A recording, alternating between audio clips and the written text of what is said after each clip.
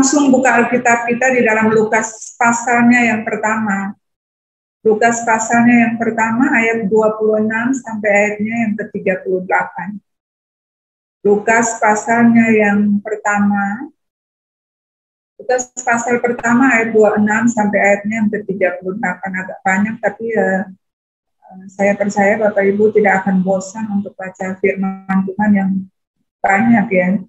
Nah, ini ayat yang kita baru melewati bulan Desember dan ayat-ayat ini kebanyakan dipakai di dalam acara-acara Natal, Bapak Ibu. Mari saya ingin kita lihat dari beberapa ayat ini. Lukas pasalnya yang pertama ayat 26 sampai ayat 38 demikian firman Tuhan. Dalam bulan yang ke-6 Allah menyuruh malaikat Gabriel pergi ke sebuah kota di Galilea bernama Nazaret kepada seorang perawan yang bertunangan dengan seorang bernama Yusuf dari keluarga Daud, nama perawan itu Maria. Ketika malaikat itu masuk ke rumah Maria, ia berkata, "Salam, hai engkau yang dikaruniai, Tuhan menyertai engkau." Maria terkejut mendengar perkataan itu lalu bertanya di dalam hatinya, "Apakah arti salam itu?" Kata malaikat itu kepadanya, "Jangan takut hai Maria, sebab engkau beroleh kasih karunia di hadapan Allah. Sesungguhnya engkau akan mengandung dan akan melahirkan seorang anak laki-laki dan hendaklah engkau menamai dia Yesus. Dia akan menjadi besar dan akan disebut anak Allah yang maha tinggi, dan Tuhan Allah akan mengaruniakan kepadanya tahta Daud bapa leluhurnya. Dan dia akan menjadi raja atas kaum keturunan Yakub sampai selama-lamanya, dan kerajaannya tidak akan berkesudahan." Kata Maria kepada malaikat itu, "Bagaimana hal itu mungkin terjadi karena aku belum bersuami?" Jawab malaikat itu kepadanya, "Roh Kudus akan turun atasmu, dan kuasa Allah yang maha tinggi akan menaungi engkau. Sebab itu anak yang kau lahirkan itu akan disebut kudus, anak Allah. Dan sesungguhnya Elisabet saudara sanakmu itu, ia pun sedang mengandung seorang anak laki-laki pada masa tuanya. Dan inilah bulan yang ke-6 bagi dia yang disebut mandul itu. Sebab bagi Allah tidak ada yang mustahil." Kata Maria, "Sesungguhnya aku ini hamba Tuhan, jadilah padaku menurut perkataanmu." Lalu malaikat itu meninggalkan dia. Amin. Nah, Bapak Ibu Saudara yang dikasihi oleh Tuhan, nah seperti apa yang saya sampaikan tadi, bahwa memang ayat-ayat ini kita baru saja melewati Natal, Bapak Ibu, dan seringkali di momen-momen Natal ini ayat ini diangkat untuk kita semua. Tapi malam ini saya ingin menyampaikan beberapa hal yang agak berbeda mungkin untuk kita semua dari apa yang tema yang saya kasih untuk Bapak Ibu, hidup dalam perkenanan Tuhan. Nah, bicara tentang hidup dalam perkenanan Tuhan, saya percaya bahwa setiap kita hidup kita tuh kita ingin, kita mau supaya hidup kita berkenan kepada Tuhan. Nah, dari bacaan kita tadi kita mendapati bahwa ada seorang wanita yang mendapat kasih karunia, kita bilang dapat perkenanan oleh Tuhan. Nah, Maria mendapat perkenanan oleh Tuhan melebihi orang-orang sezamannya waktu itu, bahkan kita semua melebihi semua orang ya Bapak Ibu ya. Dia dikaruniai oleh anugerah yang luar biasa oleh Tuhan, dan tidak semua orang mendapatkan hal yang demikian Bapak Ibu. Nah, 3 poin saya bagikan untuk kita malam ini, bagaimana supaya kita hidup dalam perkenanan Tuhan Bapak Ibu, sesuai dengan bacaan tadi yang kita baca dari Lukas pertama ayat 26 sampai 38, ada 3 poin yang saya ingin bagikan bagi kita. Yang pertama adalah bagaimana kita hidup dalam perkenanan Tuhan. Pertama adalah kekudusan, Bapak Ibu. Nah, tadi kita baca bahwa Maria itu seorang yang tidak bercela, ya kan? Tidak bercela. Seorang wanita muda yang menjaga hidupnya benar-benar tidak bercela di hadapan Tuhan. Nah, Bapak Ibu, untuk kita hidup dalam perkenanan Tuhan, maka kekudusan itu menjadi harga mati bagi kehidupan kita. Ini kekudusan ini adalah standar Allah Bapak Ibu ya. Jadi memang tidak bisa dibilang harga mati karena tidak bisa tawar-menawar. Semua orang percaya harus hidup kudus. Amin Bapak Ibu, semua orang percaya harus hidup kudus. Kita nggak punya pilihan. Kita nggak ada di level yang tengah-tengah, yang standar Bapak Ibu. Kita harus ada di standar Allah, standar tinggi, yaitu kekudusan. Bahkan Alkitab bilang kan bahwa kuduslah kamu sebab aku kudus. Tidak ada orang yang bisa datang kepada Tuhan kalau dia tidak kudus. Nah, kekudusan sendiri kalau kita baca di dalam kamus bahasa Indonesia, dia punya pengertian kekudusan artinya dipanggil, dipisahkan, hidup berbeda, ya, tanpa cacat celah atau murni, bersih, polos, tidak terkontaminasi dengan dunia ini. Kita ada di dunia, kita hidup di dunia, tetapi kita tidak mengikuti cara-cara dunia. Itu kekudusan. Jadi kita dipisahkan. Amin, Bapak Ibu, kita dipanggil untuk dipisahkan, itu kekudusan, Bapak Ibu. Makanya sekali lagi, Bapak Ibu, kekudusan adalah harga mati. Itu standar tertinggi dari Tuhan. Semua orang harus pada level ini kekudusan, hidup dalam kekudusan. Kita mau berkenan kepada Tuhan, tapi kalau kita hidup tidak kudus, tidak mungkin hidup kita berkenan kepada Tuhan. Kita mau hidup berkenan kepada Tuhan, kalau kita masih main-main di dalam dosa, tidak mungkin kita berkenan. Kita mau berkenan kepada Tuhan, kalau kita tidak murni, tidak bersih di hidup kita, masih terkontaminasi dengan dunia ini, tidak mungkin kita berkenan kepada Tuhan. Jadi Bapak Ibu, poin yang pertama adalah kekudusan. Nah, seringkali kita banyak dengar orang ngomong begini, kita nggak mungkin bisa hidup kudus. Ya kan, susah hidup kudus, tidak mungkin hidup kudus. Tuhan yang mengerjakannya. Benar Bapak Ibu, nggak salah bahwa Tuhan yang mengerjakannya. Tetapi kita juga harus tahu bahwa ada bagian yang harus kita lakukan dalam hidup kita. Ada bagian kita, ada bagian Tuhan Bapak Ibu. Amin. Nah, termasuk kekudusan juga ada bagian yang harus kita kerjakan dalam hidup kita Bapak Ibu. Nah, bagian kita dalam mengerjakan kekudusan kita adalah ini Bapak Ibu, yang pertama adalah ketaatan kepada kebenaran. Amin. Ketaatan kepada kebenaran. 1 Petrus pasal 2 ayat 1 Petrus 1 ayatnya yang ke-22. Coba kita lihat 1 Petrus 1 ayatnya yang ke-22. 1 Petrus 1 ayat yang ke-22. Ya. 1 Petrus 1 ayat yang ke-22, Alkitab bilang, karena kamu telah menyucikan dirimu oleh ketaatan kepada kebenaran. Jadi kalau kita mau hidup kita kudus, tidak ada cara lain Bapak Ibu, kita harus taat kepada kebenaran. Taat kepada firman Tuhan. Taat untuk semua apa yang Tuhan mau, perintah-perintah Tuhan kita harus taat. Amin, itu bagian yang harus kita kerjakan dalam hidup kita. Jadi yang pertama dalam hidup dalam kekudusan adalah ini bagian kita yang kita lakukan. Jadi sekali lagi bukan tidak semuanya kita lepas tangan untuk Tuhan, kita kasih ke Tuhan. Tapi ada bagian-bagian yang harus kita kerjakan. Yang pertama ketaatan kepada kebenaran. Jadi semua yang kita lakukan dalam hidup kita harus kita kembalikan apakah itu dalam koridor ketaatan kita kepada kebenaran atau tidak. Atau gini, kita taat, tetapi ketaatan kita itu kebenaran atau bukan, gitu, saudara ya. Nah, ini kita harus benar-benar mengerti dan kita harus memahami ini, Bapak Ibu. Dan sampai kita bilang begini, saya sudah taat, tapi nyatanya yang kita taati itu bukan kebenaran, Bapak Ibu. Nah, dasarnya standar kebenaran itu adalah firman Tuhan. Alkitab bilang Yesus adalah pribadi kebenaran. Dia bukan kebenaran, itu bukan sesuatu, tetapi dia adalah pribadi. Jadi kita harus taat kepada Tuhan Yesus. Taat melakukan seluruh firman Tuhan. Amin. Bagian kita yang kita harus lakukan itu. Yang kedua, dari bagian kekudusan yang kita harus lakukan dalam kehidupan kita adalah percaya oleh iman bahwa kita telah dikuduskan oleh pengorbanan darahnya. Percaya oleh iman bahwa kita telah dikuduskan oleh pengorbanan darahnya. Ibrani 10 ayat 10. Bapak Ibu buka, Ibrani 10 ayat 10.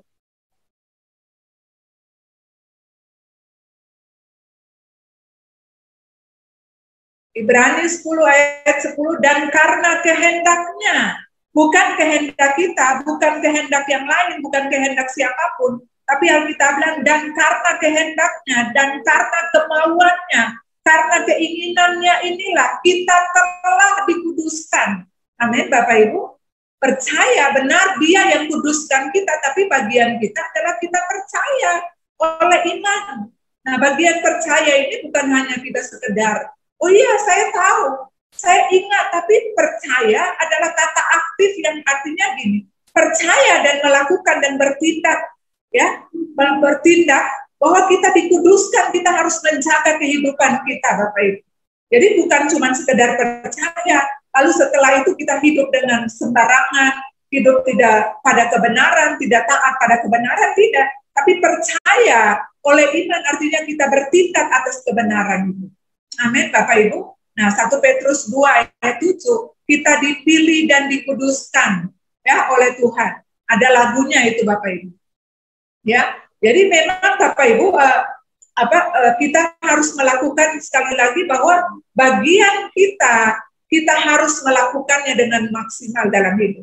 Tidak bisa kita lakukan setengah-setengah lalu kita lepas tangan gitu ya. Ini saya nggak bisa. Ini bagian Tuhan semuanya. Tuhan bisa melakukan sebab Dia Tuhan. Dia berdaulat atas hidup kita, tapi Tuhan juga mau berikan kita tanggung jawab ketika ada sesuatu yang Dia lakukan. Dia firmankan untuk kita. Ada bagian tanggung jawab yang kita juga harus lakukan, Bapak Ibu. Supaya kita menjadi orang-orang yang bertanggung jawab, yang dewasa di dalam hidup. Amin. Nah, yang ketiga dalam hal kekudusan ini, bagian kita yang harus kita lakukan adalah kita mengejar gitu ya, kejar. Kita bilang kejarlah kekudusan itu. Jadi kekudusan itu bukan hanya slogan, bukan hanya pernyataan, statement yang kita keluarkan dari mulut kita, tetapi kita harus kejar dalam hidup. Ya, Ibrani 12 ayatnya yang ke-14. Coba lihat Bapak Ibu. Ibrani 12 ayatnya yang ke-14. Berusahalah hidup damai dengan semua orang dan kejarlah kekudusan. Nah ini, kekudusan itu harus dikejar Bapak Ibu. Amin. Nah, tema Bapak Ibu kan berlari ya, berlari lebih kencang ya kan. Nah, kejar Bapak Ibu artinya ada usaha lebih yang kita lakukan dalam hidup, dalam ketaatan kita kepada kebenaran dan oleh iman percaya kita akan pengorbanan darahnya. Jadi kita nggak bisa jalan santai, kita nggak bisa santai-santai lagi, tetapi harus kejar Bapak Ibu. Kejar artinya kita, ya tadi yang saya bilang, melakukan usaha lebih ya, berlari dengan cepat ya, pada fokusnya gitu dalam kekudusan itu Bapak Ibu. Amin. Sebab begini, kekudusan itu sangat penting bagi kehidupan kita semua. Syarat kita ketemu Tuhan adalah kita harus kudus. Amin. Tanpa kekudusan Alkitab bilang tidak ada orang yang bisa ketemu Tuhan. Makanya Bapak Ibu, 3 poin ini tentang kekudusan kita harus ingat. Yang pertama sekali lagi bahwa ketaatan kepada kebenaran yang kita harus lakukan, bagian dari kekudusan. Ketaatan kepada kebenaran yang kedua, percaya oleh iman bahwa kita telah dikuduskan oleh pengorbanan darahnya. Dan yang ketiga adalah kekudusan itu harus dikejar. Amin Bapak Ibu. Nah, Bapak Ibu yang kedua dari poin ini hidup dalam perkenanan Tuhan adalah ini. Yang pertama kekudusan dan yang kedua adalah kedewasaan. Ya kan? Maria adalah seorang wanita muda, tetapi saya mau bilang begini, kedewasaan itu bukan ditentukan oleh umur, ya kan? Oleh usia. Tetapi bagaimana respon benar kita kepada kehendak Tuhan. Nah, Maria sebagai seorang wanita muda, saudara lihat bagaimana dia respon kepada Tuhan dengan benar, kehendak Tuhan dia respon dengan benar. Itu orang yang dewasa, itu kedewasaan Bapak Ibu. Nah, banyak kali dalam hidup gini, kita sering melihat ada orang-orang yang sudah lama di gereja, bahkan melayani Tuhan bertahun-tahun di gereja, tetapi menyikapi atau respon kepada kehendak Tuhan itu salah, keliru Bapak Ibu ya, tidak benar Bapak Ibu. Tetapi kita lihat seorang Maria, wanita muda yang belum berkeluarga Bapak Ibu, tetapi responnya tuh luar biasa ya. Responnya tuh sangat luar biasa untuk kehendak Tuhan Bapak Ibu. Nah, dia bisa gini, dia bisa menolak, dia bisa banyak alasan, tetapi yang paling yang kita lihat adalah dia menerimanya ya, mengerti bahwa rencana Tuhan itu yang terbaik, mendatangkan kemuliaan sekalipun beresiko ya. Beresiko apa? Kadang dalam kedewasaan tuh kita kita beresiko ini. dipermalukan, ya kan, ditinggalkan oleh orang-orang di sekeliling kita, karena kita dianggap terlalu rohani, kita dianggap mungkin terlalu levelnya sudah terlalu tinggi rohani kita, atau kudus, istilah orang-orang sekitar kita sudah kudus, ya kan, bahkan mungkin kita bisa dilecehkan. Nah, pada kasus ini Maria kita lihat, saudara, pasti dia dalam keadaan yang tidak mudah untuk menerima kenyataan. Seorang wanita muda yang belum bersuami tiba-tiba dibilang kamu akan mengandung seorang anak, ya kan? Coba kita memposisikan diri kita pada posisi Maria. Pasti tidak mudah, Bapak Ibu. Pasti ada orang-orang, suara-suara yang permalukan, ada orang-orang dekat yang mungkin akan meninggalkan dia mungkin akan dilecehkan, dia mungkin akan dicemooh, dipermalukan, dan sebagainya. Ada tekanan-tekanan yang dia hadapi dalam hidupnya. Tetapi ini, dia mengerti bahwa rencana Tuhan itu pasti yang terbaik, dan rencananya pasti mendatangkan kemuliaan bagi Tuhan.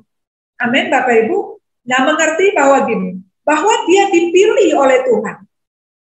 Orang yang dewasa, kedewasaan itu mengerti bahwa kita ini dipilih oleh Tuhan. Bukan sebaliknya, bukan kita yang memilih, tetapi Dia yang pilih kita.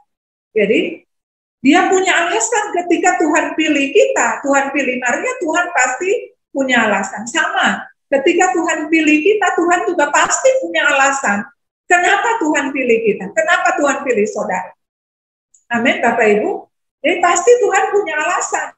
Tuhan tidak pernah memilih tanpa membabi buta sembarangan gitu, Bapak Ibu. Pasti Tuhan punya alasan. Nah, Bapak Ibu saudara yang dikasihi oleh Tuhan, itu hak mutlaknya Tuhan untuk memilih seseorang, termasuk dengan Maria. Tapi lihat responnya Maria itu sangat dewasa sekali, ya, sangat dewasa. Nah, artinya gini saudara, dari situasi ini, dari apa yang kita pelajari dari Maria ini, kita bisa simpulkan kedewasaan adalah menempatkan kehendak Tuhan di atas segala-galanya dalam kehidupan kita. Kita bisa menolak, kita bisa menghindar, kita bisa kecewa, kita bisa terluka, bisa terhina, bisa merasa dilecehkan, bisa merasa tidak ada harga diri dan sebagainya. Tetapi ini yang saudara mesti lakukan. Kehendak Tuhan harus di atas semuanya itu dalam hidup kita.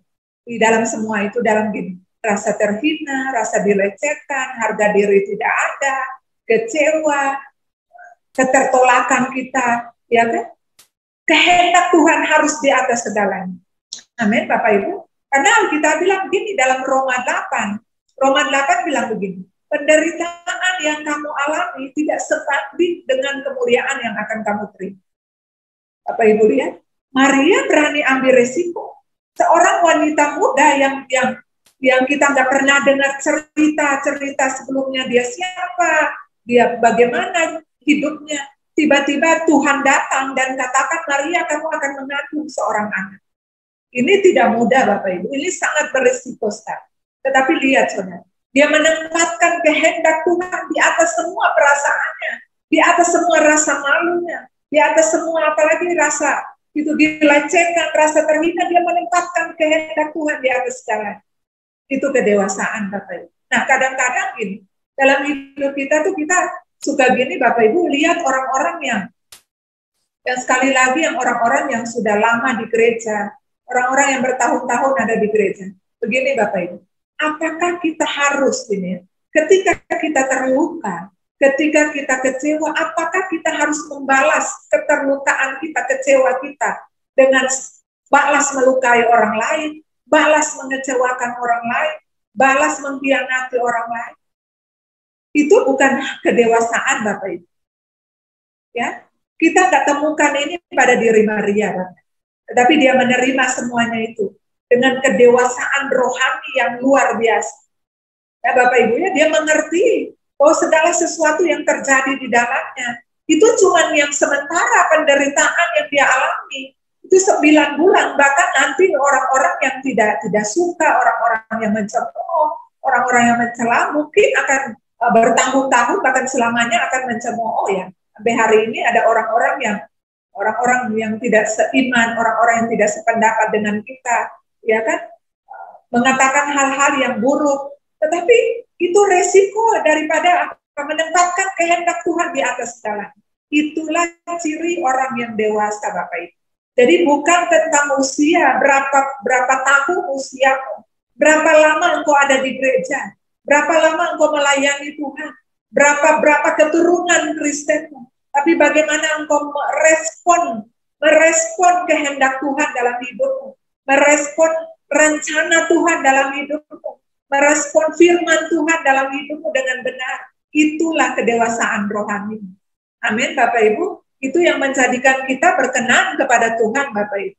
Ya, jadi saudara lihat, Maria memulai dengan sesuatu yang baik, yang benar, dan akhirnya Alkitab bilang dia mendapat kemuliaan dari Tuhan. Saudara lihat kan, Alkitab bilang begini. Pada ayat yang ke-38 dari bacaan kita tadi, dalam Lukas pasalnya yang pertama, coba kita kembali kepada Lukas pasal yang pertama, ayat 38, Bapak Ibu. Kata Maria, sesungguhnya aku ini hamba Tuhan, jadilah padaku menurut perkataan. Nah, Bapak Ibu, orang dewasa adalah orang yang ini. Jadilah kehendakmu. Aku ini hamba Tuhan. Artinya, dia tahu posisi diri. Dia tahu penempatan dirinya. Bahwa dia bukan siapa-siapa, dia cuma hamba Tuhan. Dia cuma hamba yang berdaulat, yang berkuasa dalam hidupnya itu Tuhan. Raja yang memerintah, yang berkuasa dalam hidup. Sebab itu kita selalu didorong gini. Jangan ngerasa bahwa hidup ini kita adalah pemiliknya. Kita bukan pemilik hidup. Yang menjadi pemilik kita adalah Tuhan, Bapak Ibu. Sebab itu jangan kita mengatur-ngatur hidup kita. Segala sesuatu dalam hidup ini, mari kita kembalikan kepada pemiliknya, yaitu Tuhan. Amin, Bapak Ibu. Nah, mengerti bahwa gini, kita ini hamba, jadi padaku menurut perkataan. Apa yang Tuhan mau? Apa yang Tuhan berkenan? Apa yang Tuhan inginkan? Apa yang Tuhan rindukan dari kita? Silakan Tuhan kerjakan seluas-luasnya dalam hidup kita. Amin, Bapak Ibu. Dan Maria melakukan itu. Dia memberikan keleluasan penuh, Tuhan berkarya atas hidupnya. Tuhan melakukan apa saja atas hidupnya. Sebab dia sadar bahwa dia hanya hamba. Amin. Nah, berapa banyak kita dalam hidup tuh merasa kita ini pemilik, kita ini bos, ya. Akhirnya kita yang ngatur Tuhan. Hidup kita tuh kita sembarangan, kita bukannya kita persilahkan Tuhan yang mengatur semua rencana Tuhan yang jadi, kehendak Tuhan yang jadi, tapi kita yang menguasai semuanya. Nanti kalau kita sudah gagal, nah baru kita kembali, kita salahkan Tuhan, kita minta Tuhan yang ambil alih. Tapi coba lihat saudara, dari awal Maria sudah melakukan hal yang benar, yaitu dia melakukan semuanya dalam kehendak Tuhan. Dia mengerti bahwa kehendak Tuhan itu di atas segalanya dalam hidupnya. Sekalipun ada resiko-resiko yang harus dia ambil, dia terima dalam hidup. Amin, Bapak Ibu. Nah, saudara lihat, melahirkan raja, juru selamat. Wow, saudara. Saya percaya gini, dalam hidup kita semua kita mau dipakai dengan luar biasa oleh Tuhan. Tapi berapa banyak orang yang mau ambil resiko dalam hidup kita, dalam hidupnya, ya. Penderitaan, proses-proses hidup yang Tuhan izinkan terjadi dalam hidup kita. Untuk apa? Untuk menyatakan kemuliaannya. Tapi banyak kali kita cuma mau kemuliaannya tanpa kita mau untuk mengalami penderitaan, proses kita tolak, tapi kemuliaannya kita mau, itu nggak bisa, Bapak Ibu. Kemuliaan itu diawali dengan proses. Jadi ketika kita diproses, kalau itu datang dari Tuhan, seizin Tuhan, atas kehendak Tuhan, percaya saja, kemuliaan Tuhan pasti akan menjadi bagian kita. Amin, Bapak Ibu. Jangan lari dari proses. Jangan lari dari proses ketika Tuhan izinkan proses datang dalam hidupmu. Apapun itu, Bapak Ibu. Sehebat apapun proses yang Tuhan izinkan terjadi. Bertindaklah sebagai orang-orang dewasa. Tempatkan kehendaknya di atas semua rasamu. Tempatkan kehendaknya di atas semua keinginanmu, di atas semua egomu, di atas semua emosimu, tempatkan kehendaknya. Amin, Bapak Ibu. Dengan begitu kemuliaan yang akan dinyatakannya dalam kehidupan kita, Bapak Ibu. Amin. Nah, Bapak Ibu Saudara yang dikasihi oleh Tuhan, itu poin yang kedua.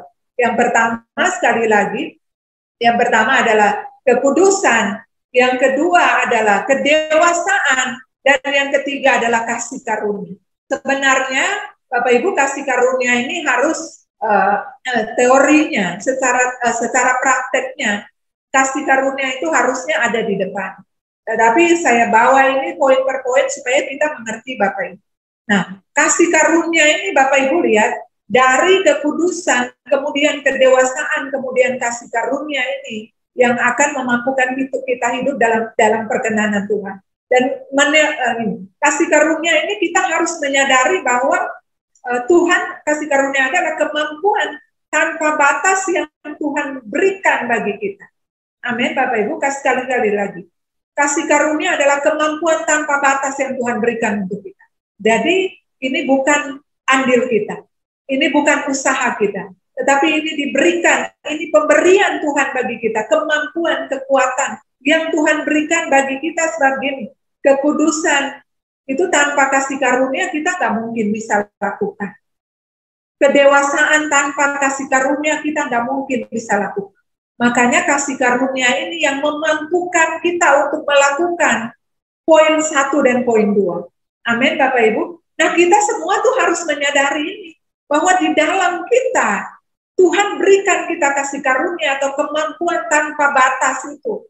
Amin, Bapak Ibu. Saudara harus percaya ini, harus terima ini, harus sadar ini, bahwa di dalam setiap kita, ketika kita melakukan firman Tuhan, ketika kita intim dengan Tuhan, ketika kita percaya Dia sungguh-sungguh, ada kemampuan tanpa batas yang Dia berikan untuk kita hidup dan berkenan kepada Dia.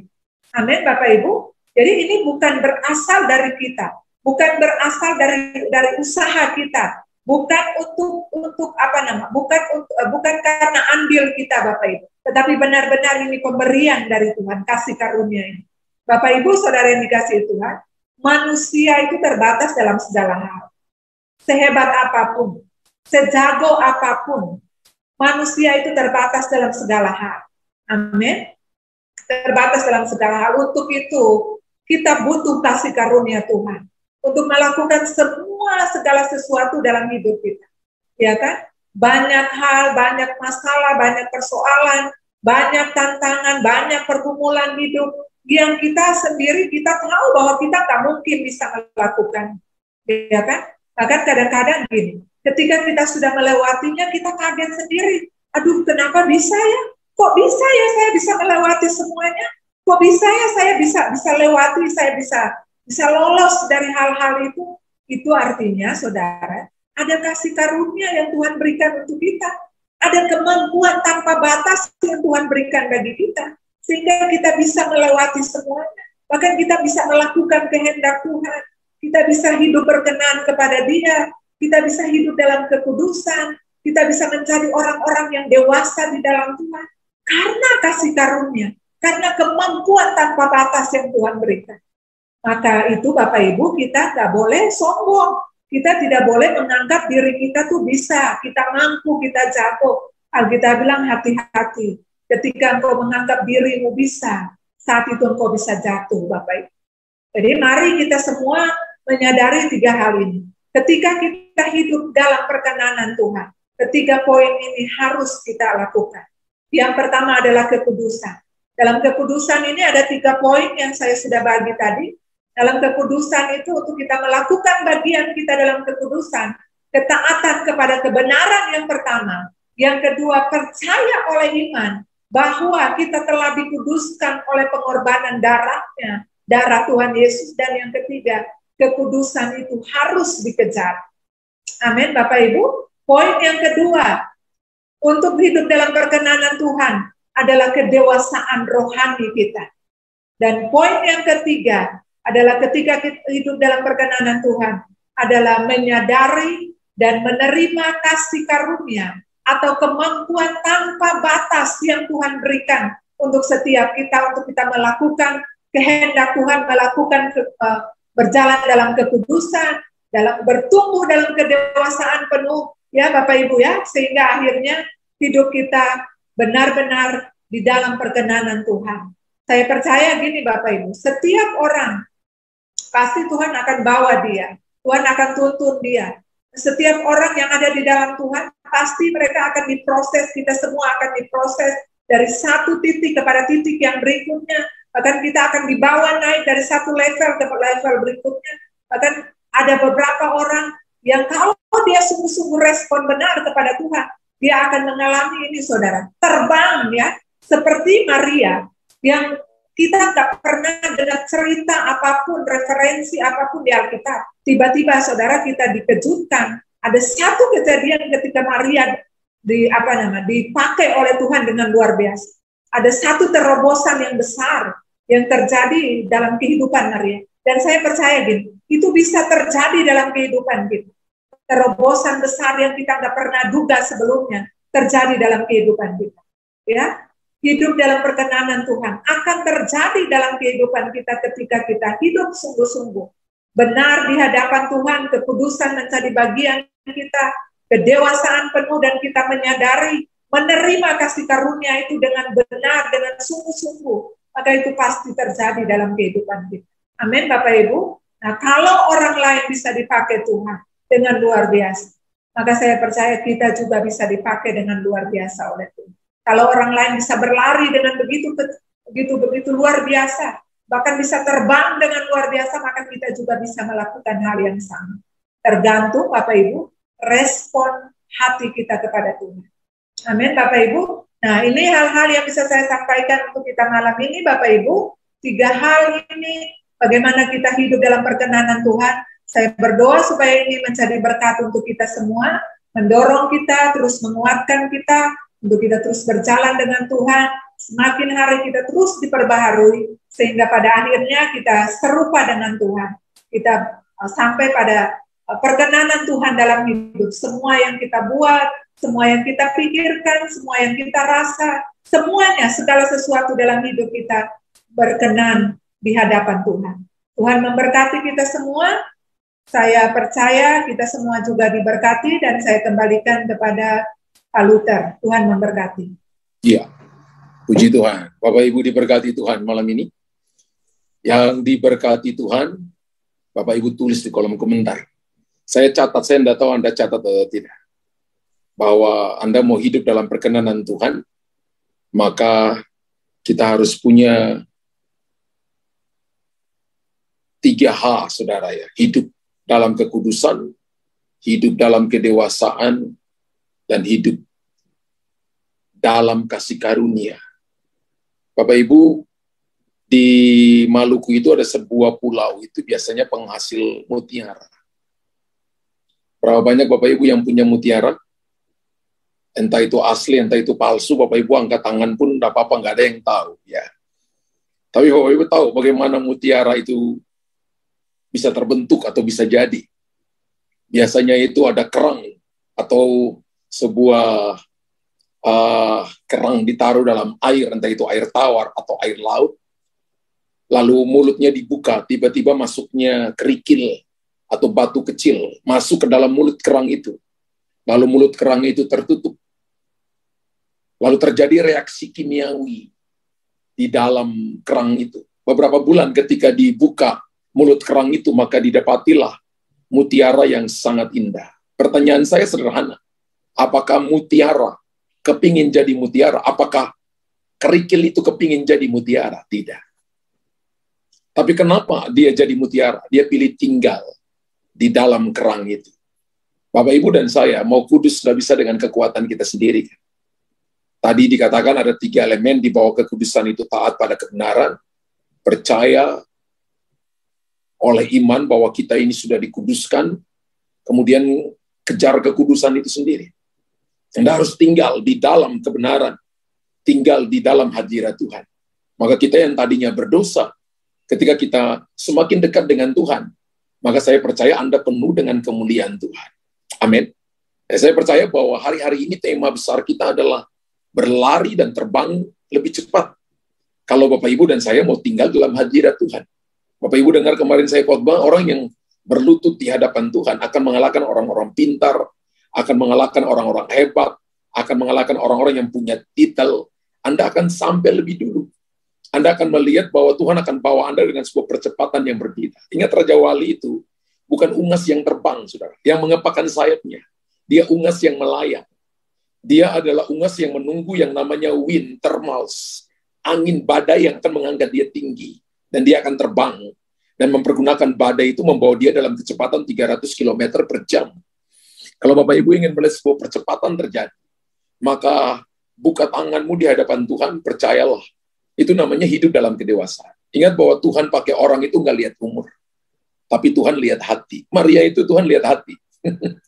Amin. Bukan karena rambutnya putih, lalu Tuhan nggak pakai lagi. No. Kalau seperti itu, Abraham tidak akan, dan Sarah tidak akan melahirkan anak mereka yang namanya Ishak. Tapi Sarah melahirkan Ishak umur sudah 100 tahun. Dan Bapak Ibu perhatikan baik-baik, umur 90 tahun dan Abraham sudah umur 100 tahun. Mereka sudah sangat tua. Tuhan pakai orang karena Tuhan lihat hati, itulah kedewasaan. Kedewasaan itu terima tanggung jawab, menyelesaikan sampai tuntas. Ketika hari ini kita dengar firman, lalu kita dengar tentang hidup dalam kekudusan, hidup dalam kedewasaan, bahwa hidup dalam kasih karunia, mari lakukan, hidupi itu. Dan kita lihat hidup kita akan jadi buah, dan menjadi berkat bagi banyak orang. Amin Bapak Ibu. Terima kasih untuk Pastor Adeline yang sudah memberkati kita di malam ini. Saya percaya Bapak Ibu sangat diberkati Tuhan malam ini. Mari kita belajar memperhatikan, taruh firman dalam hati, melakukan firman supaya firman Tuhan itu menjadi berkat bagi kita dan kita tumbuh menghasilkan buah bagi kemuliaan nama Tuhan. Amin.